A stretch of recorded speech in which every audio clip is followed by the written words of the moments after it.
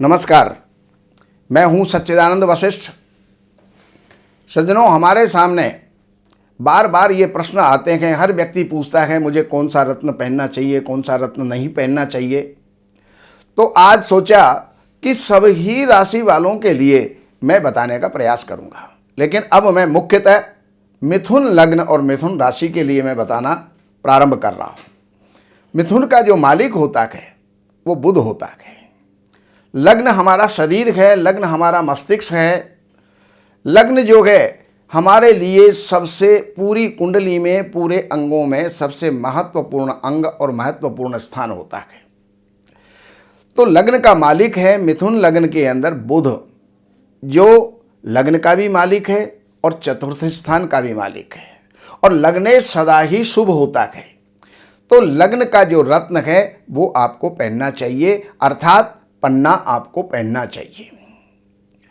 दूसरे नंबर पर यही रत्न जो पन्ना है, एमराल्ड भी इसको बोलते हैं, तो ये रत्न आपके लिए प्रॉपर्टी का भी लाभ देगा, सुख चैन भी देगा, माता का सुख देगा, यश देगा और स्वास्थ्य देगा।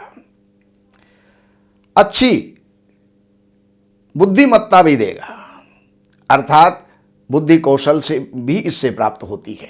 दूसरे नंबर पर आपका जो स्थान है, दूसरा स्थान, वो है कर्क राशि, और कर्क राशि का मालिक चंद्रमा होता है।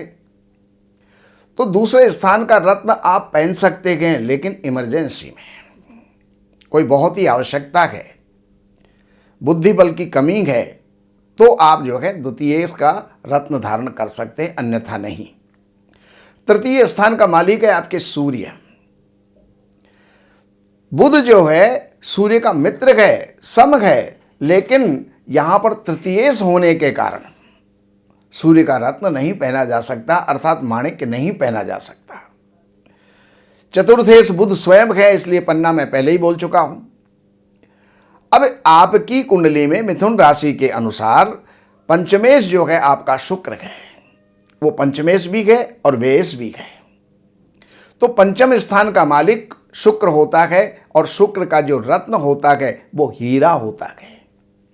हीरा पहनिए या फिर ओपल पहनिए, क्योंकि हीरा बहुत महंगा होता है। हीरा कोई कोई पहन सकता है, लेकिन आपके लिए हीरा रत्न लाभदायी रहेगा। उसकी जगह पर आप ओपल पहन सकते हैं। आपके षष्ठेश मंगल हैं, छठे स्थान के मालिक मंगल हैं, और मंगल जो है लग्न का शत्रु है, अर्थात बुध का शत्रु है, और मंगल षष्ठेश भी है, एकादशेश भी है, और ये दोनों स्थान ये त्रिषणाय में आते हैं, अर्थात पापी हैं। इसलिए मूंगा रत्न आप कभी भी धारण ना करें। मूंगा रत्न आपके लिए शत्रुता बढ़ाएगा, रोग बढ़ाएगा, परेशानियां देगा, कोर्ट कचहरियां देगा। इसलिए मूंगा रत्न आप कभी भी ना पहने। अब आता है सप्तम स्थान, और सप्तम स्थान का मालिक जो है आपकी लग्न के हिसाब से धनु राशि है वहां पर, और बृहस्पति सप्तम का भी मालिक है, दसम का भी मालिक है। केंद्राधिपत्य दोषस्तु बलवान गुरु शुक्रयो हो। गुरु और शुक्र को केंद्राधिपति होने का दोष होता है, अर्थात वो शुभ ग्रह होते हुए भी पापी हो जाते हैं। इस कारण से आपको पुखराज रत्न नहीं पहनना चाहिए। अष्टमेश आपका शनि है और नवमेश आपका शनि है। तो अष्टमेश और नवमेश दोनों ही स्थान का मालिक आपके शनि है। तो शनि आधा शुभ है, आधा अशुभ है, लेकिन हम नीलम रत्न पहन सकते हैं। लेकिन विशेष करके अगर हमको पहनना है तो पन्ना, हीरा, और तीसरे नंबर पर विकल्प में आप नीलम रत्न पहन सकते हैं। कितना पहने? आपका जितना वजन है उसके हिसाब से पहना जाएगा। कम से कम 4.5-5 रत्ती, और बाकी आपका जितना वजन है, 80 किलो वजन है तो कम से कम 7-7.5 रत्ती आपको पहनना चाहिए। 8 रत्ती, 8.5 रत्ती तक भी आप पहन सकते हैं। और जो रत्न आप पहन रहे हो, तो मिथुन लग्न वालों को, मिथुन राशि वालों को पन्ना, हीरा और नीलम ये 3 रत्न आपके लिए उपयुक्त हैं।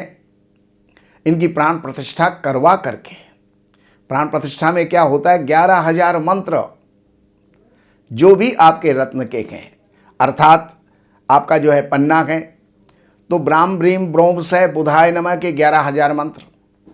अगर आप हीरा पहन रहे हैं तो द्राम द्रिंग द्रोंग शाह शुक्राय नमः 11,000 मंत्र। अगर आप नीलम पहन रहे हैं तो प्राम प्रीम प्रोम सह शनये नमः इसके 11,000 मंत्र। और इसकी 10% आहुति यानी 10वां हिस्सा इसका हवन करके और प्राण प्रतिष्ठित करवा करके और फिर आप पहनिए, तब ही जो है ये रत्न आपको लाभदायी होंगे। तो दशमेश का, एकादशेश का, द्वादशेश का रत्न भी मैंने आपको बता दिया। तो 3 ही रत्न हुए आपके, पन्ना हुआ, हीरा हुआ और नीलम हुआ। ये आप कहाँ से मंगवाएं, कैसे मंगवाएं, तो उसके लिए भी ये है, आप हमारे संस्थान से संपर्क कर सकते हैं। आपको यहाँ से जो रत्न मिलेंगे वो सर्टिफाइड मिलेंगे, वो लेबोरेटरी टेस्ट करवा करके दिए जाएंगे और शुद्ध दिए जाएंगे। इस बात की हमारी गारंटी होगी। विश्व के अंदर आप इसको कहीं भी चेक करवा सकते हैं। तो आप ये 3 रत्नों को धारण करके अपने जीवन के अंदर आप लाभ उठाइए। नमस्कार।